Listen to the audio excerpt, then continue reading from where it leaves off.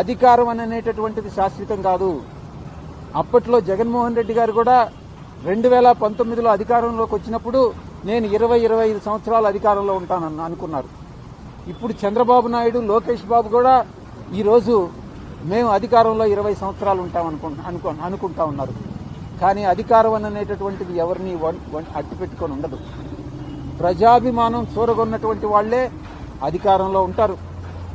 నేను ఇంకా కూడా చెప్తా ఉన్నాను, ఈ కోటరీ ఇలాగే కొనసాగితే జగన్మోహన్ రెడ్డి గారు అధికారంలోకి వచ్చే ప్రసక్తి లేదు.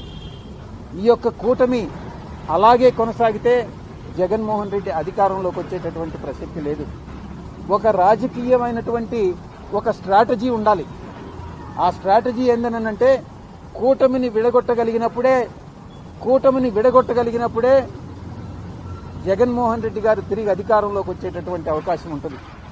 ఆ స్ట్రాటజీ ఇచ్చేటటువంటి వాళ్ళు కానీ, అమలు చేసేటటువంటి వాళ్ళు కానీ ఈ యొక్క కోటరీలో లేరు. జగన్మోహన్ రెడ్డి గారి చుట్టూ ఉన్నటువంటి వాళ్ళందరూ కూడా ఆయన్ని మిస్గైడ్ చేస్తా ఉన్నారన్నటువంటి విషయం నేను తెలియజేస్తా ఉన్నా.